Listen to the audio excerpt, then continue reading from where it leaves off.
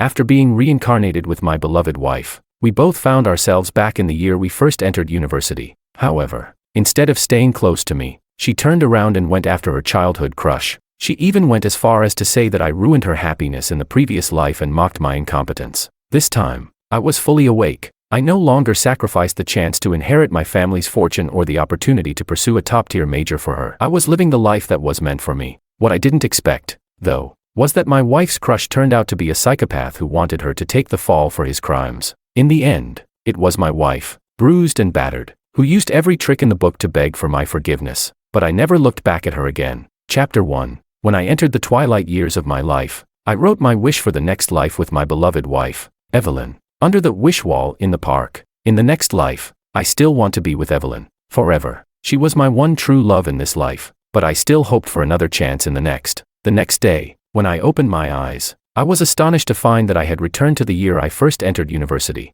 Welcome, new students. The banner hung conspicuously at the school gate, immediately bringing back memories of that time. Back then, I had resolutely given up the chance to attend a prestigious university just to study at the same one as Evelyn. After all the years of effort and pursuit, she was finally moved and accepted my confession. Thinking of this, I couldn't wait to put down my luggage and rush to her dormitory to meet her. I wonder if she has also reincarnated. On the way to see her, I couldn't stop thinking about the reunion with Evelyn. I ran frantically, but suddenly, a familiar voice came from beside me. Senior Marco, I have so much luggage. I'm so tired. Can you help me? I turned around quickly and saw Evelyn holding a suitcase, her face slightly flushed, playfully chiding the men beside her. She was still as beautiful as ever, with skin as fair as snow and long hair cascading like a waterfall. The man beside her was someone I knew all too well. He was Evelyn's crush, Marco. It was well known that Evelyn had once liked Marco. He was the first love of many girls, and countless others had pursued him. Evelyn had been one of the top contenders. Marco took the suitcase from her and smiled at her. I could see her ears turning redder. The two of them walked away, chatting and laughing. I started to feel something was off. In my previous life, at this time, I was the one who had helped Evelyn with her luggage. Yet this time, I arrived even earlier, and she had chosen to find Marco instead. It was clear that Evelyn had also reincarnated. That night, I tossed and turned, unable to sleep. Evelyn had reincarnated. So why hadn't she come to me first? Why did she choose Marco?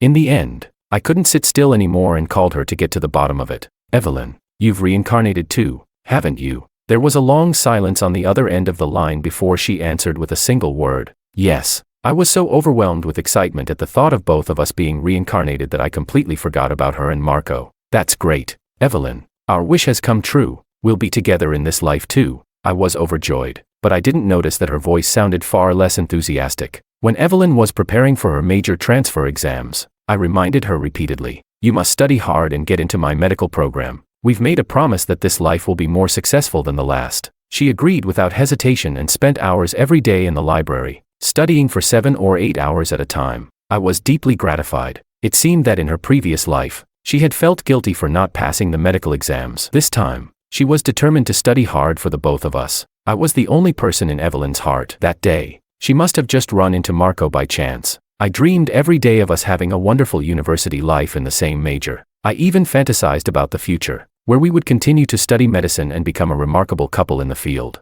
But one day, I accidentally saw Evelyn's choice of major transfer. Her intended new major wasn't medicine at all. It was psychology, the field that Marco was in. In an instant, my confusion felt like a tangled mess. I angrily confronted Evelyn. Didn't we agree that you would transfer to the medical program so we could work hard together? Why did you secretly change it to psychology? Her eyes were filled with tears, seemingly startled by my tone, and she looked at me with an expression of grievance. I'm sorry, the medical program is just too hard to get into, and I've realized that I'm more interested in psychology. Since I get a second chance at life, I want to study something I truly love. I didn't mean to hide it from you. Please don't be angry. She took my hand, gently swaying her fingers in mine. My gaze locked onto her face, trying to understand her inner feelings through her eyes. But as I looked at her smile, her brows, even her gently trembling eyelashes, I felt an overwhelming attraction. She kept whispering sweet words in my ear, trying to win my forgiveness. My heart wavered. If you really like psychology, then I support you. Chapter 2. To help Evelyn prepare for her exams, I ran around trying to gather information for her. But on my way, I suddenly got into a car accident. When I opened my eyes, I found myself lying in a hospital bed. Fortunately, the accident wasn't serious, just some superficial injuries. My roommates were sitting beside me. I quickly got up, scanning the room, hoping to catch a glimpse of the familiar figure I had been waiting for. Stop looking. Evelyn hasn't come at all. One of my roommates, Luis, spoke up. How could you not have told her? With such a big thing like me being in a car accident, there's no way she wouldn't come. I was starting to get anxious. They exchanged glances and hesitated for a moment before responding. We told her everything. Even exaggerated that you were almost dead from the accident. But she said she had something urgent and didn't have time to visit you. Just now, a classmate even told me she's currently at an art exhibition with Marco, holding hands. See, there's a photo. Luis handed me his phone. The shock was like a lightning bolt to my chest. In my previous life, Evelyn and I had been so close, so loving. How could she betray me like this?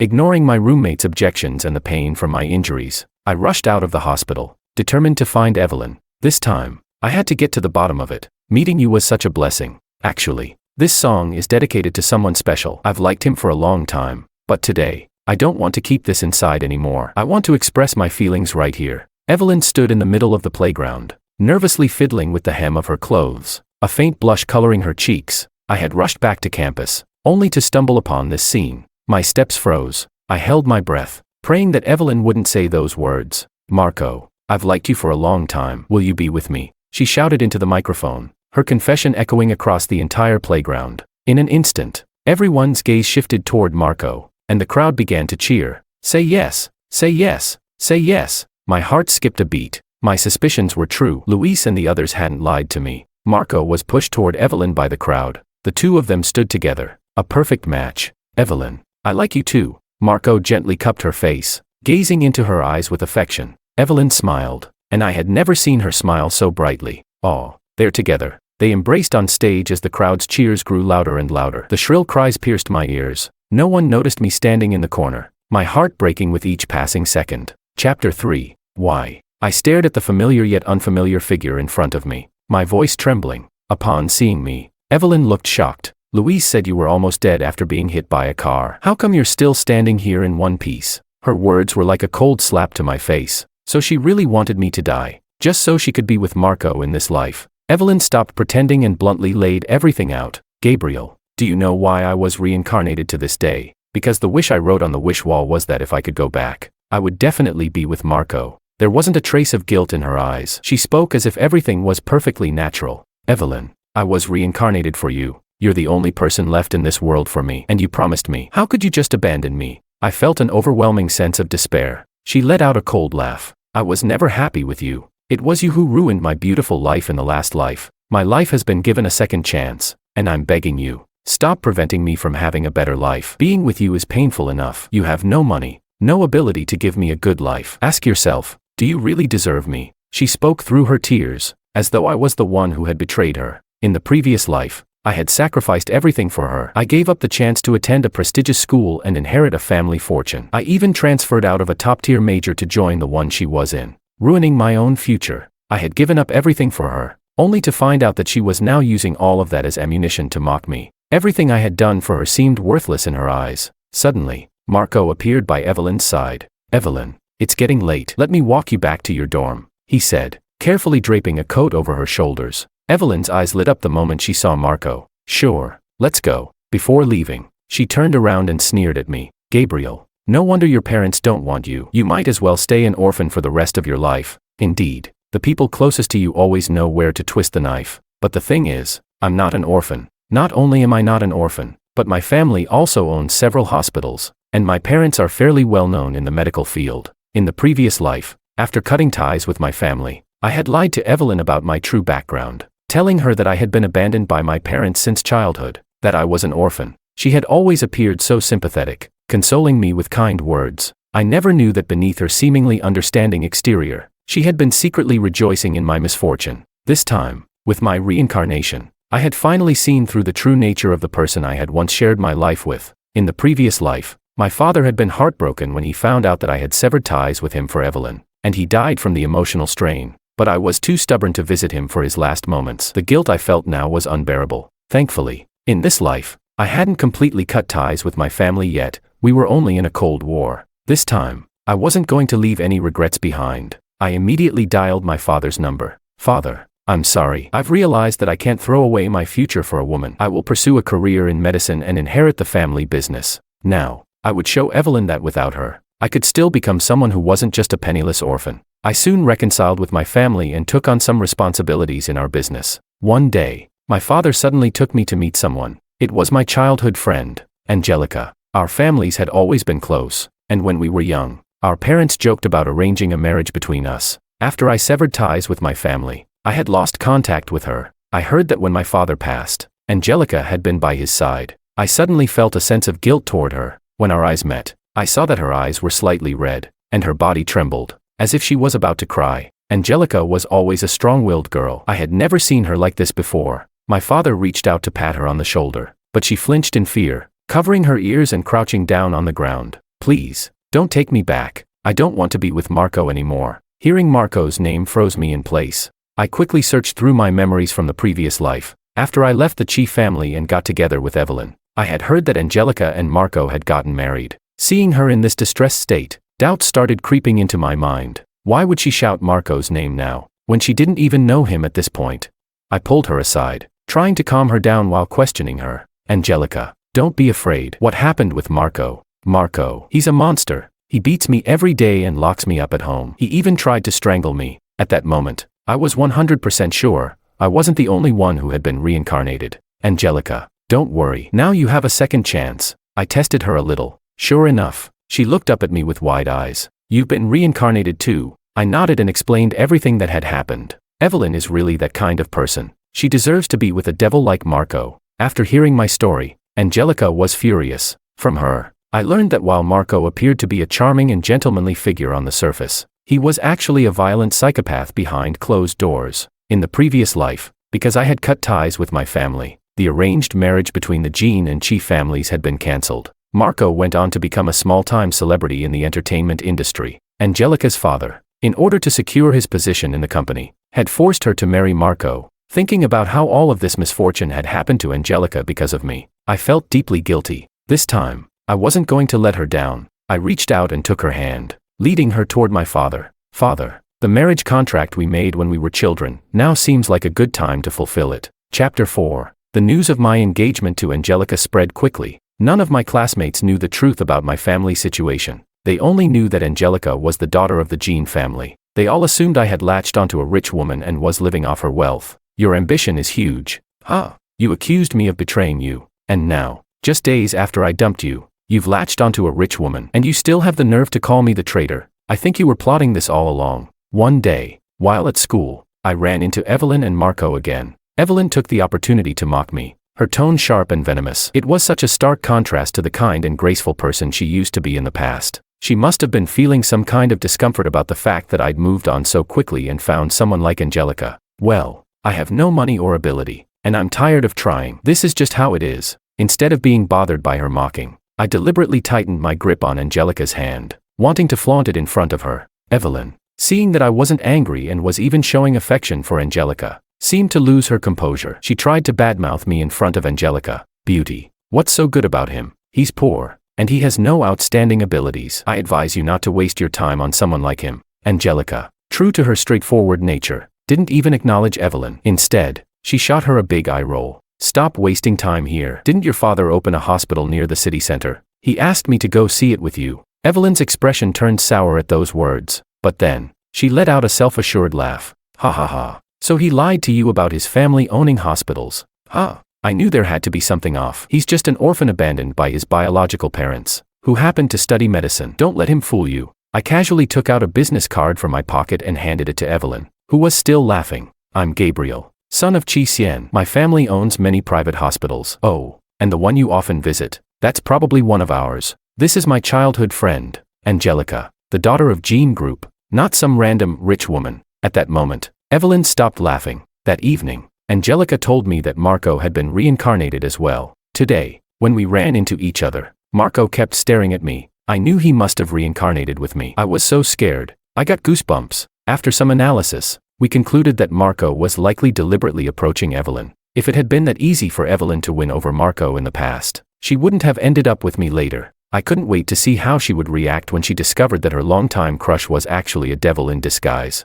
The semester flew by. And when we returned to school for classes, I unexpectedly ran into Evelyn at the medical school. She seemed like she wanted to say something to me, but I ignored her and walked past her without a word. To my surprise, she shamelessly followed me into the classroom and sat next to me. "What are you doing here? Go back to your liberal arts college and study psychology." I really couldn't understand what she was trying to do. "What psychology? This is my classroom. I successfully transferred to the medical school. Now, I'm one of them." Evelyn looked so smug, as if she were proud of her accomplishment. It turned out that she had indeed changed her major again. Apparently, this was against the usual rules, as students could only modify their transfer intentions once. However, due to Evelyn's exceptional grades, the medical school had made an exception and accepted her. I was in disbelief. Evelyn, with her level of ability, really managed to get into the medical school. And wasn't she trying to transfer to the same major as Marco?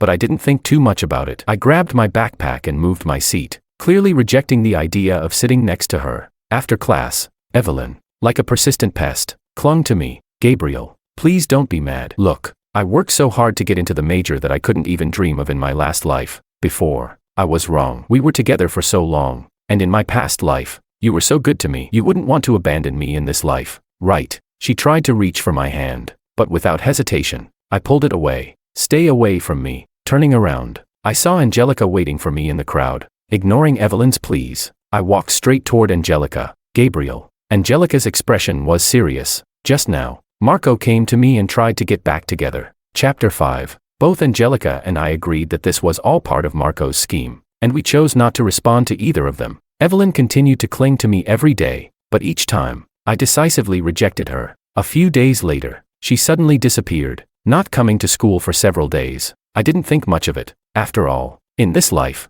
I no longer needed to be tied to her. That was until today when I was at the family hospital handling some matters. As I passed by the obstetrics and gynecology department, I saw a familiar figure. Evelyn was sitting alone on a bench in the hospital, looking somewhat downcast. She noticed me too and lifted her head to meet my gaze. Tears in her eyes, she reached out her hand as if to embrace me, but I quickly pulled away. Evelyn looked hurt and wronged. I snatched the report from her hand and frowned. "You're pregnant already? Is it Marco's?" She bit her lip and nodded. I simply shoved the report back into her hand and said calmly, "I wish you happiness." My response didn't meet Evelyn's expectations, and it seemed to shatter her composure. "Gabriel, I regret it." She stood up and blocked my way. "Marco only got together with me to use me. He's a psychopath. A few years ago, your father's surgery failed and killed his sister. He's been holding a grudge ever since, and he thought that the person you loved was me. So he's been trying to take me away to get back at you. Now that he thinks you don't love me anymore, he's been torturing me every day, trying to break me down."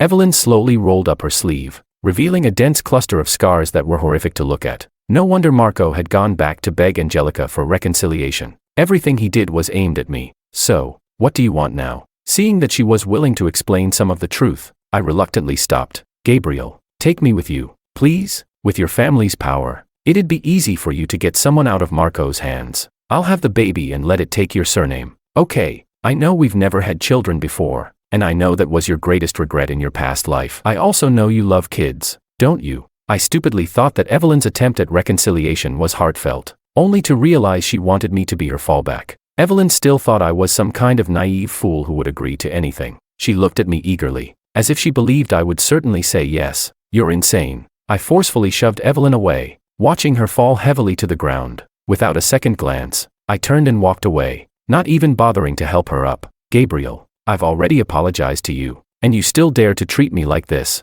Aren't you afraid of losing me?" She screamed after me, but I didn't look back. "Gabriel, I was just momentarily blinded. Don't you have any feelings for me left?" It was after graduation that Evelyn came to me for reconciliation for the 83rd time. "I'm marrying Angelica now. Are you coming? Since I'm sentimental, I won't ask for a wedding gift from you." I quickly sent her the wedding invitation from Angelica and me. She fell silent and didn't try to contact me again. But then, to my surprise, Evelyn actually showed up at the wedding. Only, she wasn't there to celebrate. Gabriel's father killed Marco's sister in a surgery a few years ago, and there's still no explanation. His son is living such a happy life while the rest of us are suffering. Does that seem fair to you? At the wedding, Evelyn snatched the microphone from the host and claimed she was going to expose the true face of the Chief family. She even brought out all kinds of fabricated evidence, accusing our hospital of accepting bribes. She knew everything about me, except for our family dynamics, so creating fabricated evidence against me was a breeze. The daughter of the Marco family is still restless in her grave.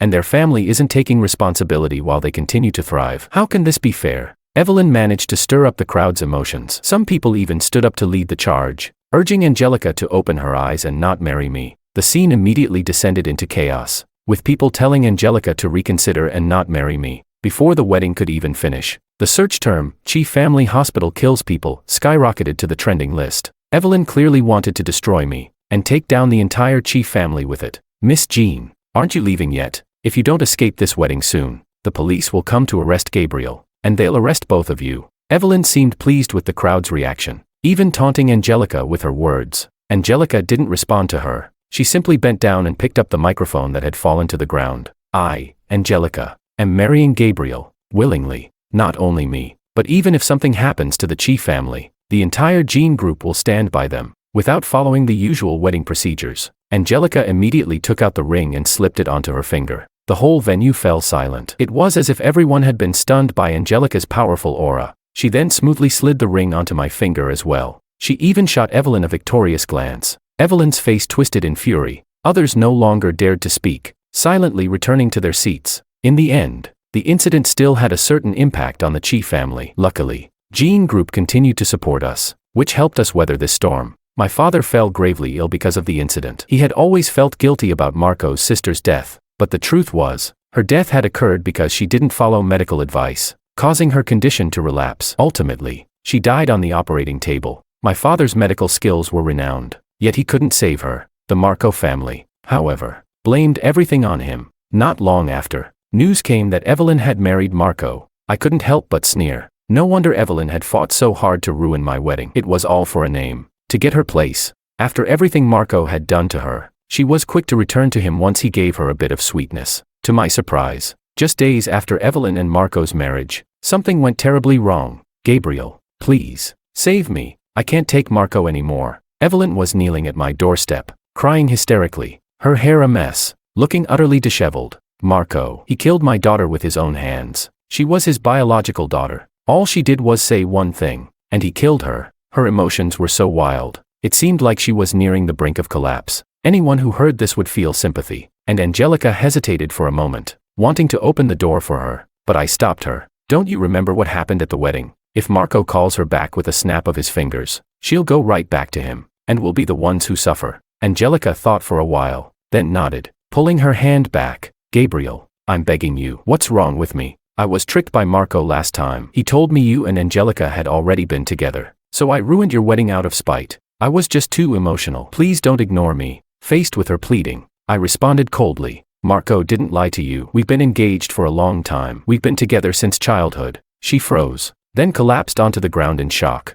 Her eyes went blank for a long time before they began to redden. Eventually, something seemed to snap inside her, and she fainted. Calling the ambulance was the greatest kindness I could offer her. Chapter 6. The next time I heard news of Evelyn, it was being spread around that she had killed her own child. Marco had personally taken Evelyn to court. She was beaten half to death by Marco, her child lost, and in the end, she was betrayed by him, forced to take the blame for his actions. Marco is like this. Angelica sighed deeply. Evelyn has no background or connections, and it looks like she'll definitely lose this case. During the trial, Angelica and I sneaked in to observe as spectators. Evelyn stood in the defendant's seat, her face pale, her eyes filled with helplessness and despair. The judge's voice echoed in the vast courtroom, while Marco's lawyer's words seemed aimed solely at Evelyn. But Evelyn couldn't afford a proper lawyer. After marrying Marco, she was stripped of her right to work, had no money, and was completely at Marco's mercy. In this life, she willingly chose to be a housewife. But now, seeing her in such a miserable state, it was clear that she was reaping what she had sown. The forensic report came out, showing clear signs of strangulation on the child's neck, indicating that the child had been intentionally harmed and killed. "Your Honor, I never imagined I'd marry such a cruel woman who would strangulate her own child to death. You don't know how happy I was when I first became a father, but my daughter was only 4 years old. Every time I think about how she was taken from this world so young, it feels like my heart is being torn apart." Marco stood up, his voice full of emotion as he addressed the judge, narrating his grief. No wonder he used to be an actor. His performance is convincing. Angelica gritted her teeth, and I saw her nails dig into her palms in anger. Anyone who had been treated like this by a scumbag in a previous life would feel anger bubbling up when facing that same person now, watching them try to frame someone else. Marco's lawyer also rose, presenting a case and evidence that seemed solid and well-prepared. It was my child. How could I possibly kill her? Evelyn cried out in anguish. Her child had been killed,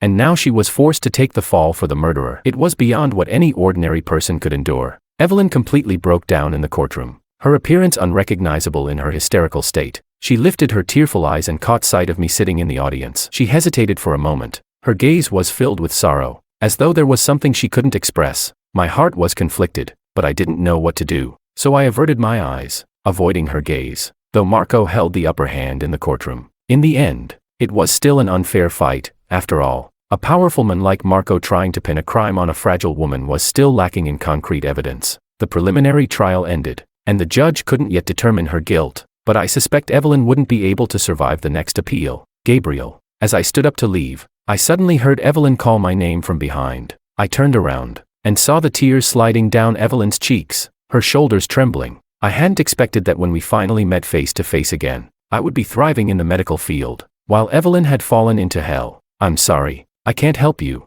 I didn't leave any room for negotiation and didn't want to get involved with her in her current state. After all, it was she who had chosen to leave me in the past. I didn't come to you asking for help this time. I just thought that after the next court session, I'd really be going to jail. I wanted to see you once more before that happens. Recently, I keep dreaming about us in the past life. Back then, I really didn't like you, and all my love was an act. But now, I can't help but miss you constantly. In that life, you would support any choice I made, and you would always be there behind me, protecting me. Without Angelica, you would still choose to forgive me, wouldn't you? She suddenly threw the question at me. No, and even if there's a next life, I would still choose Angelica, I replied without hesitation. Evelyn was silenced by my words. She wiped away the tears at the corner of her eye, took a deep breath, and after a long pause, finally spoke. All right, I understand. Chapter 7. I never expected that the situation with Marco and Evelyn would take a turn. It seemed that Evelyn had decided to go all in, exposing all of Marco's actions, risking her reputation to bring him down. Marco couldn't withstand the wave of public pressure and was soon being criticized by netizens. It turned out that Marco had fallen out with the company he had partnered with in his previous life. In the past, Marco's success had been largely due to the backing of the Jean family. This time, with the Jean family no longer supporting him, other companies were unwilling to invest in his abilities. Angelica took things a step further, holding Marco's criminal evidence in her hands. She dragged me along to Marco's company and forced him to clear up the rumors that my father had killed his sister. With the combined strength of both our families, taking down Marco was as easy as crushing an ant. Gabriel, you think you've won just by using words to defeat me? Marco laughed loudly. Everything I've done in this life is just to take your life and avenge my sister. Nothing else matters. As soon as his words fell, the fire alarm rang. Angelica and I immediately realized the gravity of the situation. Marco had clearly made up his mind to take us down with him. In a final act of madness, he had set fire to his own company. I quickly turned to open the door and leave, only to find that the door had been locked from the outside. Don't waste your time. Just wait and apologize to her in hell for your father's sins. Marco's expression twisted in anger. His actions were truly insane. You're the one who's wasting your time, I shouted back. In the next moment, the door was kicked open. Evelyn stood at the door, holding a set of keys. Quick, go this way, she urged. The firemen arrived soon after, waving their hands and guiding us toward the exit. Without hesitation, I grabbed Angelica's hand and rushed out. Marco realized things were going wrong and tried to follow us, but Evelyn suddenly stepped in front of him, throwing all her strength into knocking him down. Look carefully, Marco. The one who's going down with you today is me. She tried to pin him to the ground, but her strength was no match for Marco's. He easily threw her off. However, Evelyn was prepared. She quickly pulled out a sharp knife from behind her and pressed it to Marco's throat, closing in step by step. Choose your death, Marco. You can die by my knife, or you can burn to death in the fire. Your choice. Once I was outside, I directed the firemen back to the scene to help Evelyn. Despite the confrontation with Marco, Evelyn noticed me. In that fleeting moment, I saw a hint of reluctance in her eyes. Evelyn suddenly threw the keys out the window, kicked away the obstacle blocking the door, and with a loud bang, the door slammed shut. Without the keys, the firemen couldn't open the door, and with the fire spreading, they had no choice but to give up. I, on the other hand, had inhaled too much carbon monoxide and lost consciousness. When I opened my eyes again, I found myself back in my 80-year-old body. However, this time, the person sitting beside me was Angelica. Where are Marco and Evelyn? I asked as I sat up. She furrowed her brow, looking puzzled. They've been dead for decades. Don't you remember? She replied. I looked out the window, and as the days passed, I realized that the memories of my past life were starting to fade. After a few days, I could no longer remember Evelyn at all.